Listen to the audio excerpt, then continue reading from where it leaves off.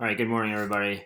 So some of you wanted to see me bake some stuff in the kitchen, and I am going to do that today. So I'm going to make a coffee cake.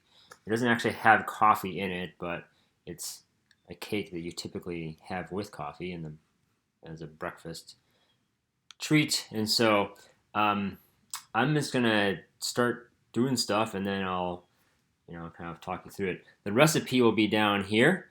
It's not my recipe, but I usually just look up stuff on the internet and find what I have available in the house and then just make it. So it starts off by taking some walnuts. If you don't like nuts or if you're allergic to nuts, you can skip this step. You can still do the middle layer with the cinnamon and sugar, I think, but we like nuts. So I have some chopped nuts here. And one thing I have learned about baking from watching a million baking shows is you should always toast your nuts. So these are roughly chopped walnuts. We're going to toast them in the oven about 325 for about 10 to 15 minutes. I'm going to throw them in here.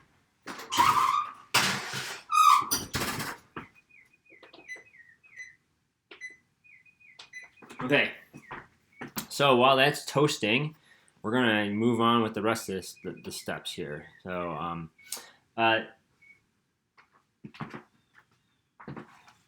here's the cinnamon sugar. This is brown sugar, the cinnamon. I just cut everything in half. I'm not going to make a full coffee cake because that's a lot, and we don't need that many calories around the house. But I've got some brown sugar and cinnamon mixed in here. So we're going to mix this together, and that will go with the middle layer, the nut layer. So we're going to mix that up. And this is kind of weird because I never have things you watch these baking shows or these, like daytime host shows, and they have everything already pre-mixed or pre-measured. I never have everything pre-measured, so I had to pre-measure everything for this, and yeah, that was a lot of time, but it's not too bad. Okay, so we're going to leave that set aside. Then we're going to take the flour and baking soda and salt and put that into a small bowl. So let me get a bowl here. So I have flour. All right. Put that in here.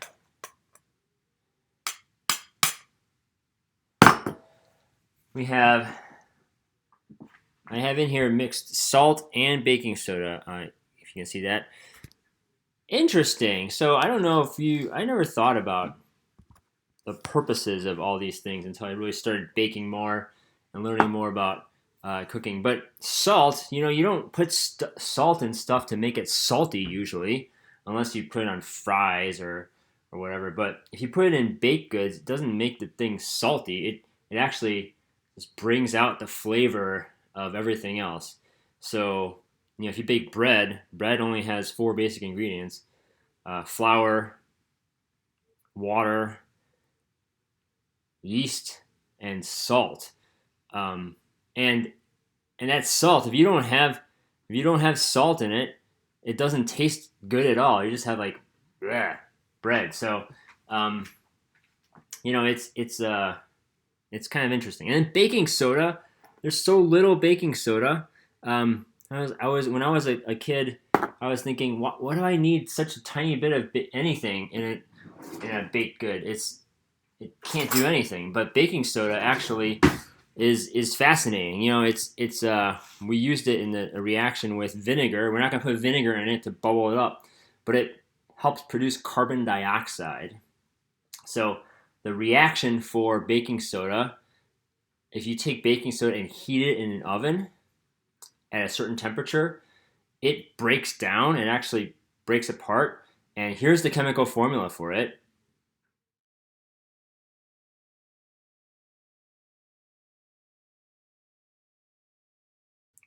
Yeah, so that was a chemical equation for baking soda breaking apart, and it forms carbon dioxide, and that carbon dioxide makes little bubbles. And so we're going to take this mixed in here, and then we're going to whisk that all together. So just take your stuff, and this just helps.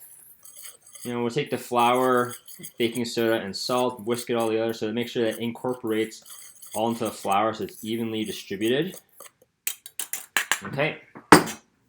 And then,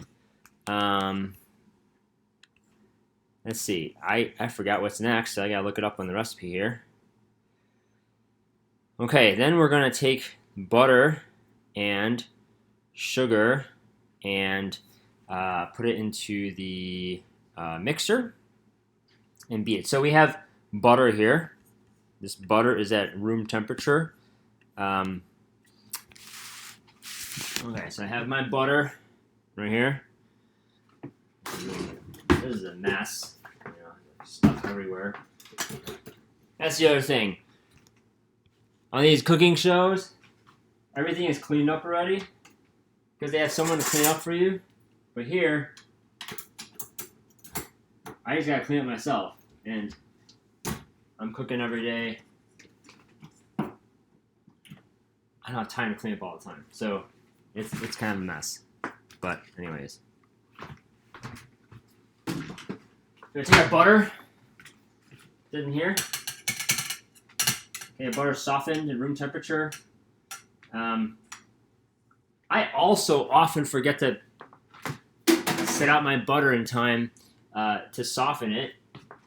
So a little trick that I've done is you take the butter, you chop it all up so it softens quicker, and then if I put it by the exhaust vent for the oven while it's preheating, that kind of heats it up. I have a gas oven, so I don't know if that if you have an electric oven, it might not work, but gas ovens, they have a little vent where all the carbon dioxide and the water vapor come out because when you burn stuff, you make carbon dioxide and water, and it comes out the top there, and you can just stick the butter there, kind of heats it up. So here, put this in here.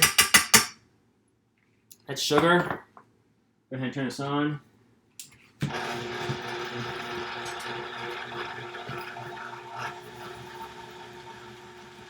Okay, so we got our butter mixed in with our sugar, and then we're going to add the eggs. You add them one at a time. I'm just gonna dump them in there. I had some eggs, I only use 1 or 1.5 eggs.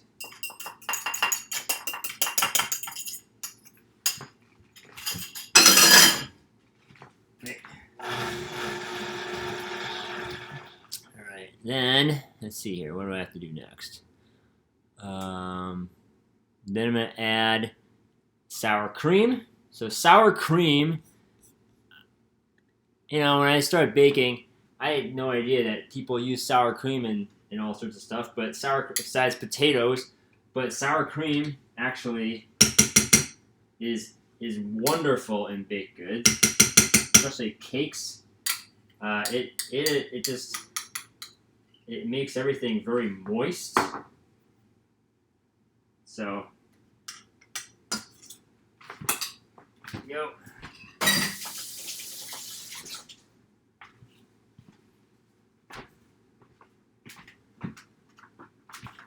And we're gonna add some vanilla. Okay, so we're gonna have some vanilla in here. Vanilla about 1.5 teaspoons. Well, it's half. I made a recipe of half a 3/4 teaspoon.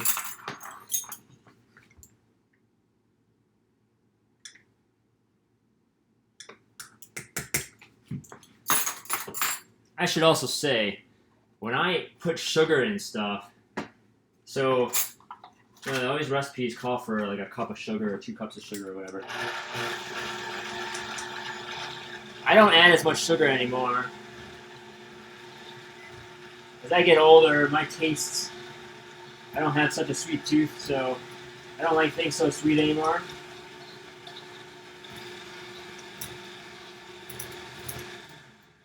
It doesn't really change the recipe all that much. It doesn't really change the chemistry of anything involved, so I just go ahead and take out like half the sugar. Okay, then I'm going to add the flour mixture. Go ahead and do that. I usually add it gradually, just add like half of it at a time. So you don't get flour spewing up everywhere. Otherwise, it just sprays everywhere.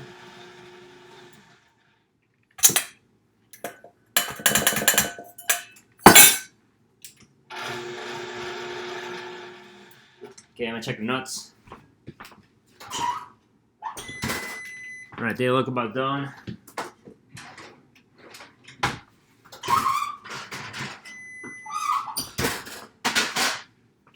Okay, so remember, toast your nuts. That really brings out the flavor. We're gonna lower the oven temperature to about 300 now. And then, let's see here, what do I have to do? Okay, so I'm gonna take this and put it into a pan. So the pan, I forgot to prepare a pan. So for pan here, we're gonna prepare it. I'm just gonna use a bread pan because it's like half the size of a big pan. Spread some oil in it. Okay. And then take like a little napkin or paper towel. Spread, kind of grease it up. You can use butter too. Butter, I love butter. Butter makes everything taste way better. And then a little bit of flour you can put in your pan. Okay, kind of just to make sure that it doesn't stick in there. About the rest. All right, then. Okay, so we're gonna take the stuff. Take about a third of the mixture. Let's think about the third of the batter. Put that at the bottom here. Okay. Spread that out. Some thick batter. It's gonna tricky to spread out here. Okay, so once that's spread out, what we're gonna do is you're actually going to take the cinnamon sugar. So if you have your cinnamon sugar, and this will be mixed with the nuts. I'm gonna take this and mix it with the nuts.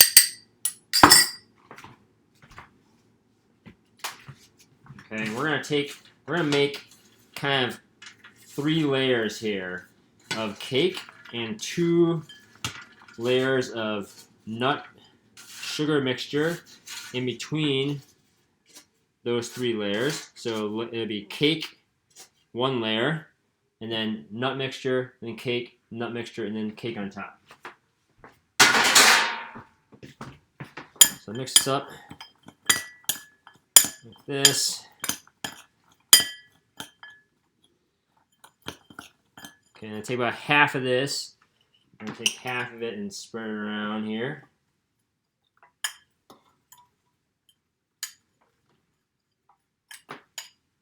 Okay. Get that sort of evenly distributed, best as possible. Then we're gonna go another cake layer. And take another layer of nuts.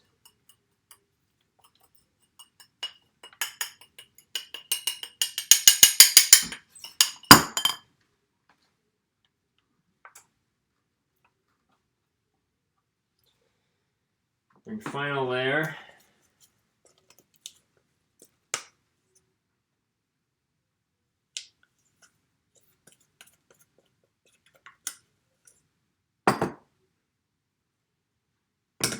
Wait, can you see that?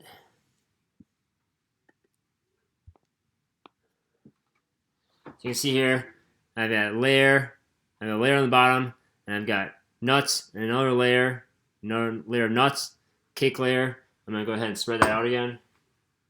I didn't even show you all this stuff.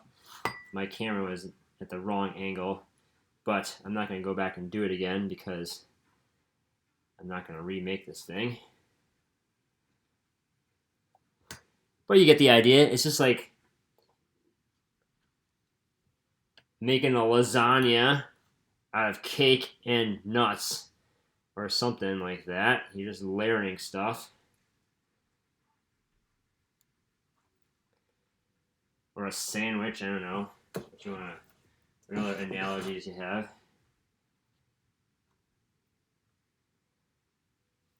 Okay, then we put it in the oven. So I'm gonna clean my hands out because my hands are really dirty. They say when you put it in the oven, you say going in the oven. I'm putting going in the oven. And then we set a timer so you don't forget about it. And I think this thing bakes for how long?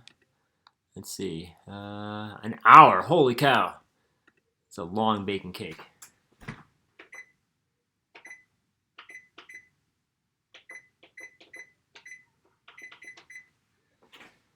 And now we wait.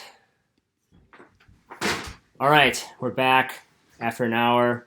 Actually, I went out and tried to look for a duck during the baking because we saw that there was a duck reported in our neighboring park, and so my daughter and I went down there to try to look for a duck. We got a picture of a duck. I don't know what it is. I gotta figure it out. So once I figure that out, I'll let you know. We just took the thing out of the oven. So here's the thing. And we do a check on it to make sure that a toothpick comes out clean. So either put a toothpick in it to make sure it's clean, or sometimes I use a chopstick. So I have a chopstick here. Just gonna stick it in. Comes out clean. So we're set. We're gonna take a piece of this out and see what it looks like. There we go. There's our fresh 2 layers, well, 3 cake layers, a nut layer, a couple nut layers, and it's moist from the sour cream.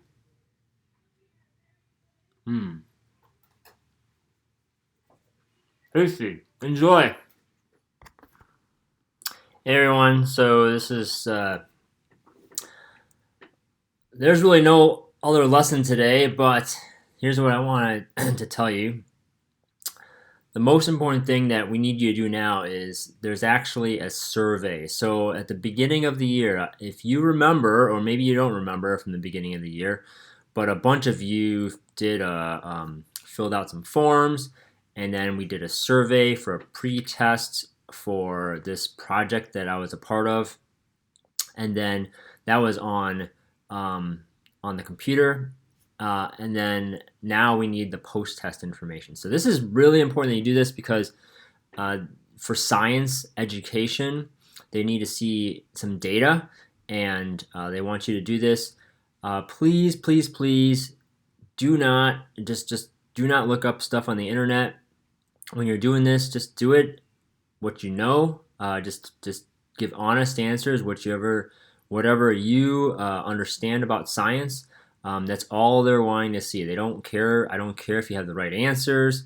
They don't care if you have the right answers. They just want to know what you have learned and what you've gained from science this past year. So just do it the best you can. Honestly, if you don't remember if you filled out anything, just do it. The data team will figure it out. And so yeah, so just go ahead and fill this thing out and type in complete answers. Do your best work. And just make sure it's your own work. Okay? Thank you so much.